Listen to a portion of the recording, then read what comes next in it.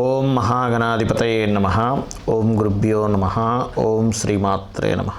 పరమేశ్వర స్వరూపమైనటువంటి జ్యోతిష, వాస్తు మరియు ఇతర అనేకమైనటువంటి శాస్త్రములను మనకు అందించినటువంటి మహర్షులకి నమస్కారం. హయగ్రీవ హయగ్రీవ హయగ్రీవేతి యో వదేత్ తస్య నిస్సరసేవాని జహ్నుకన్యా ప్రవాహవత్. అరుణాం కరుణాతరంగితాక్షీం ధృతపాశాంకుశపుష్పబాణచాపాం అనిమాదిభిరావృతాం మయూకైః అహమిత్యేవ విభావయే భవానీం. శ్రీమాత్రే నమః.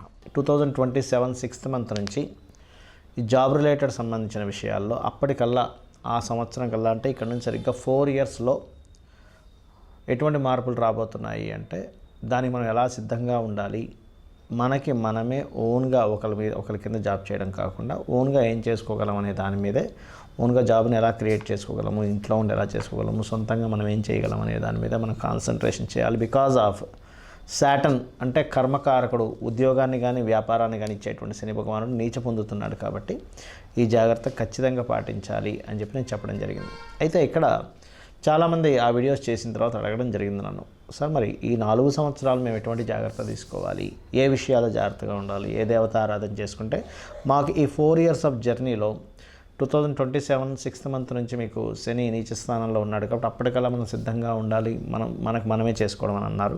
ఈ 4 years ఆఫ్ జర్నీ ఉంది. ఈ జర్నీలో మేము ఎటువంటి జాగ్రత్తలు తీసుకుంటే ఎలా వెళ్తే బాగుంటుందని అడగడం జరిగింది. చాలామంది అడిగారు. కాబట్టి చాలామంది అడిగిన దానికి నేను ఒక్కొక్క రాశికి ఎలాంటి నిర్ణయాలు కానీ జాగ్రత్తలు కానీ ఏ వైపు డైరెక్షన్ వెళ్తే బాగుంటుందని చెప్దామని చెప్పి డిసైడ్ అయ్యాను. కాకపోతే నేను చెప్తుంది నేనైనప్పటికీ కూడా చెప్పేస్తుంది సాక్షాత్ లలిత అమ్మవారిగా భావిస్తూ ఒక మకర లగ్నము, మకర రాశి, మకరం వారిగా చూసుకున్నట్లయితే ఫస్ట్ ఆఫ్ ఆల్ ఇక్కడ గుర్తుపెట్టుకోండి, మీకు ఈ రాబోయేటువంటి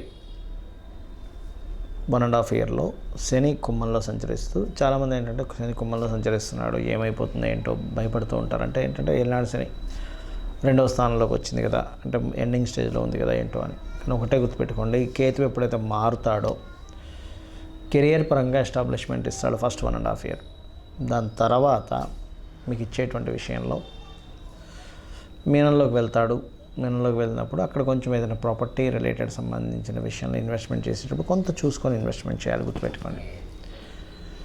ఆ ప్లేస్ చేంజ్ ఇట్లాంటివి ఇస్తూ ఉంటాడు. అయితే ఇక్కడ గుర్తుపెట్టుకోవాల్సిన అంశం ఏమిటంటే మీరు మీ ఓన్గా ఏదైతే ఎస్టాబ్లిష్ చేద్దాం అనుకుని ఉంటారో మకరం వారికి వేటి మూలంగా కలిసి వస్తుంది. సహజంగా మకర లగ్నం వారికి మీ పర్సనల్ చార్ట్లో ఉన్న గ్రహాలు అది మార్పు వల్ల అది పర్సనల్ చార్ట్ వల్ల తెలుస్తుంది. బట్ ఇన్ జనరల్గా చూసుకున్నట్లయితే ఏదైనా అకల్ట్ రిలేటెడ్, బిజినెస్ రిలేటెడ్, గుర్తుపెట్టుకోండి బిజినెస్ రిలేటెడ్, అకల్ట్ రిలేటెడ్, అందులో ఏ బిజినెస్ అంటే మీ శాటర్న్ కనుక బాగున్నట్లయితే iron, job consultancies, job sale, ఏం జాబ్ కన్సల్టెన్సీస్ అనొచ్చు. నేను అనేది ఏంటంటే గుర్తుపెట్టుకోండి, ఏదైనా ఒక కొత్త అంటే జీతానికి ఇచ్చే జాబ్ అనే కాదు, మీరు ఒక వ్యక్తి ఒక దగ్గర ఈ పని చేయాలంటే ఎక్కడ దొరుకుతుంది అనేటువంటి ఒక యాప్ని క్రియేట్ చేయొచ్చు. పలానా పనికి పలానా ఈ యాప్లోకి వెళ్తే ఎవరెవరు ఏది కావాలన్నా మనకి లభిస్తారనేటువంటి కొన్ని ఉంటాయి అటువంటిది. అదేవిధంగా ఎనీ ఈవెంట్ ఆర్గనైజేషన్స్ ఉంటాయి, ఎనీ ఈవెంట్ ఆర్గనైజేషన్ రిలేటెడ్ సంబంధించిన ఇటువంటివి చాలా చక్కగా ముందుకు సాగేటువంటి యోగం చూపిస్తుంది. అయితే ఇక్కడ ఎప్పుడూ కూడా గుర్తుపెట్టుకోండి, ఎవరికైనా సరే బిజినెస్ చేయాలంటే ఫస్ట్ మెర్క్యూరీ బాగుండాలి, బుధగ్రహం ఎలా ఉందనేది చూసుకోండి. అన్ని లగ్నాలకి వర్తిస్తుంది ఇది.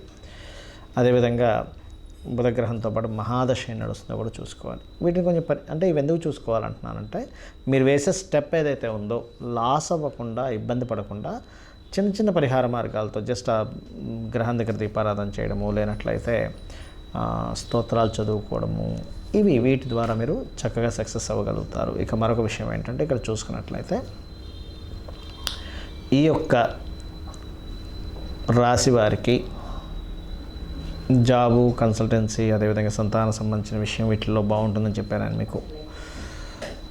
కేతు మారిన తర్వాత బాగుంటుంది. అయితే కేతు మారినప్పుడు 9th హౌస్లోకి వెళ్తాడు కేతు అక్కడ. సో పెద్ద మొత్తంలో ఏదైనా రాబోయే 1.5 year పెద్ద మొత్తంలో ఏదైనా ట్రాన్స్ఫర్ చేసేటప్పుడు ఈ ట్రాన్సాక్షన్స్ విషయంలో కూడా కొంత జాగ్రత్తగా ఉండండి. మరియు మీరు మీ ఫైనాన్షియల్ గ్రోత్ పెరగాలి అంటే కనుక నవగ్రహాల్లో పర్టికులర్గా శని మరియు బుధుడు, శుక్రుడు, శని, బుధ, శుక్ర ఈ 3 గ్రహాల దగ్గర దీపారాధన చేయండి. చేసి అదే ఆలయంలో ఉన్న అమ్మవారికి ఏదైనా తీపి పదార్థాన్ని నైవేద్యంగా పెట్టి అందరికీ పెట్టండి. అన్ని విధాలా బాగుంటుంది. ప్రధానంగా ఇక్కడ చాలామంది అడుగుతున్నది ఇంకోటి ఏంటంటే, ఎన్ని రోజులు చేయాలి ఏ రెమెడీ అయినా, ఎన్నిసార్లు చేయాలి? ఇప్పుడు నేను మీకు మీ రాశిరీత్యా ఈ ఫలానా ప్రక్రియ చేయండి అని చెప్పాను. అయితే ఇక్కడ చాలామందికి రాశి లగ్నం తెలియని వాళ్ళు కూడా ఉంటారు. వాళ్ళు ఏం చేయాలి అంటే సింపుల్గా ఏమీ లేదు. వాళ్ళందరూ కూడా చేయవలసినటువంటిది శనివారాలు గుర్తుపెట్టుకోండి. సాటర్డేస్, పర్టికులర్గా సాటర్డేస్ లేదా బుధవారాలు లేదా శుక్రవారాలు, బుధ శుక్ర శని ఈ 3 గ్రహాలకి దీపారాధన చేయండి. ఇది మీకు లైఫ్ లాంగ్ ఒక మంచి రెమెడీగా పనిచేస్తుంది. ఏది నాకు డేట్ ఆఫ్ బర్త్ లేదు, టైం లేదు, నా రాశి నక్షత్రం ఏమీ తెలియదు అనేటువంటి వారు. అలాగే ఈ రెమెడీస్ ఏవైతే ఉంటాయో ఎప్పుడు గుర్తుపెట్టుకోండి, కంటిన్యూస్గా చేయండి. ఏదో ఒకరోజు చేశాను, 2 రోజులు మానేశాను, మళ్ళీ 4 రోజులు చేశాను అనుకుంటే మీకు అది ఆ రెమెడీ ఎట్టి పరిస్థితుల్లో పని చేయదు. గుర్తుపెట్టుకోండి. ఇక మూడో విషయం ఏంటంటే, ఇక్కడ ఫైనాన్షియల్ గ్రోత్కి లలితా సహస్రనామాల్లో ఓం సంపత్కరీ సమారూఢ సింధుర వ్రజ సేవితాయై నమః అనేటువంటి నామం రెగ్యులర్గా చేయండి. చేస్తూ ఈ 4 years ఆఫ్ పీరియడ్లో ఏమవుతుంటుందంటే, మనం చేసే చిన్న చిన్న మిస్టేక్స్ వల్ల అప్పులు పెరుగుతాయి, మళ్ళీ అక్కడ ఇంకా ఇబ్బంది వస్తుంది. కాబట్టి అప్పులు తీరడానికి ఓం అపర్ణాయే నమః అనే నామస్మరణ చేయండి. ఇక ఈ రెండింటితో పాటు ముఖ్యంగా మీరు నేను ఇందాక చెప్పినట్టుగా నవగ్రహాల చుట్టూ ఏదైతే శుక్ర బుధ శని గ్రహాల దగ్గర దీపారాధన చేయమని చెప్పాను, అది ఎర్లీ మార్నింగ్ చేయొచ్చు, 6:30 to 7 or 8, మొత్తం మీద 11 o'clock లోపల చేయొచ్చు. అదేవిధంగా ఇక్కడ మరొక విషయం ఏంటంటే, గోశాల ఉన్నట్లయితే గోశాలకు వెళ్ళి పిడికెడు బెల్లం పెట్టండి. ఇవన్నీ ఏం చేస్తుంటాయంటే మీకు తెలియకుండానే శని యొక్క ప్రభావాన్ని తగ్గిస్తూ ఉంటుంది. అది గుర్తుపెట్టుకోండి. అదేవిధంగా మరొక విషయం ఏంటంటే, ఇంట్లో పొరపాటును కూడా మీరు వెస్ట్ వాల్ అంటారు. అంటే శని ఇచ్చేటువంటి రిజల్ట్స్లో మనకి అష్టదిక్కుల్లో నవగ్రహాలు ఉంటాయి. ఎలా అంటే ఈశాన్యానికి గురుకేతువులు, తూర్పుకి సూర్యుడు, ఆగ్నేయానికి శుక్రుడు, దక్షిణానికి కుజుడు, నైరుతికి రాహు, పడమరకి శని, వాయువ్యానికి చంద్రుడు, ఉత్తరానికి బుధుడు అని.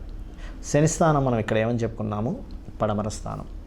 ఈ పడమర భాగంలో పొరపాటున మీకు ఏదైనా బాత్రూమ్స్ కానీ ఉంటే వెస్ట్ సెంటర్లో ఫస్ట్ దానికి చుట్టూ ఒక చిన్న బ్రాస్ పట్టీ లాంటిది వేయండి. ఎందుకంటే ఇక్కడ మనం అన్ని వేస్ నుంచి మనం శని యొక్క ప్రభావం బాగుండేలా చూసుకోవాలి.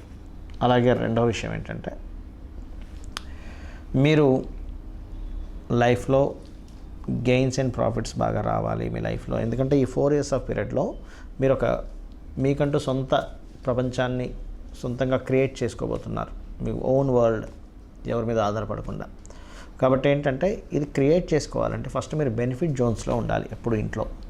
అంటే బెనిఫిట్ జోన్స్ మీరు చేసే ఎఫర్ట్స్ కంటిన్యూ అవుతూ మీరు చేసేటువంటి ఎఫర్ట్ ఏదైతే ఉంటుందో అది సక్సెస్ అయ్యే జోన్లో ఉండాలి. అందుకని మీరు ఏం చేస్తారంటే, మీ యొక్క గృహంలో నైరుతి బెడ్రూమ్ ఉంటుంది, మీ అందరికీ తెలుసు, మాస్టర్ బెడ్రూమ్ అంటూ ఉంటారు. దాంట్లో వెస్ట్ వాల్ ఉంటుంది, వెస్ట్ వాల్ పడమర గోడ. వెస్ట్ వాల్ దగ్గర కూర్చొని మీరు చేసేటువంటి వర్క్స్ ప్రతిదీ కూడా చేయండి. అదేంటంటే డిజైర్స్ పాయింట్ అంటారు. ఆ వెస్ట్ వాల్కి, నైరుతి బెడ్రూమ్లో ఉన్న వెస్ట్ వాల్కి పర్టికులర్గా మీరు ఒక ఎల్లో కలర్ షీట్ మీద మీరు ఈ 4 years ప్రణాళిక ఏం చేయబోతున్నారు, because of that is the point of desires point అంటారు. దాని మీద చాలా క్లియర్గా రాయండి, చాలా స్పష్టంగా ఫస్ట్ పేపర్ మీద రఫ్గా రాసుకొని దాని తర్వాత దాన్ని క్లియర్గా రాయండి. రాసి పెట్టుకోండి. మీరు ఇమేజెస్తో సహా పెట్టుకుంటే ఇంకా మంచిది. ఎందుకంటే ఎప్పుడు కూడా మన డిజైర్ ఇమేజెస్ పరంగా కావచ్చు, రాతపూర్వకంగా కావచ్చు, మీకు ఒకవేళ రాయడం రాకపోతే మీ పిల్లల్ని లేకపోతే మీ జీవిత భాగస్వామిలో నేను రాయమని చెప్పండి. అలా ఒక 2x2 కావచ్చు, 3x3 కావచ్చు, ఏదైనా ఒక షీట్ మీద, ఎల్లో కలర్ షీట్ మీద నీట్గా రాసి మీ డిజైర్ పెట్టుకుంటూ మీరు అక్కడ కూర్చొని మీ వర్క్స్ మీరు చేసుకున్నట్లయితే వాస్తుపరంగా డిజైర్ పాయింట్ని యాక్టివేట్ చేస్తున్నారు, గ్రహాల పరంగా గ్రహాలకు సంబంధించి చేసుకుంటూ ఉన్నారు, అమ్మవారి అనుగ్రహం కోసం మంత్రం చేసుకుంటూ ఉన్నారు. ఏదైతే ఇందాక నేను చెప్పానో ఖచ్చితంగా ఇవన్నీ కూడా ఏం చేస్తాయంటే క్లారిటీ, అంటే మీ యొక్క జీవితం ఎటువైపు వెళ్ళాలి ఆ క్లారిటీని ఇస్తుంది. ఈ యొక్క పరిహారాలు మీరు చేసుకుంటూ అమ్మవారి అనుగ్రహాన్ని మీరు పరిపూర్ణంగా పొందాలని మనస్ఫూర్తి కోరుకుంటూ శ్రీమాత్రే నమః.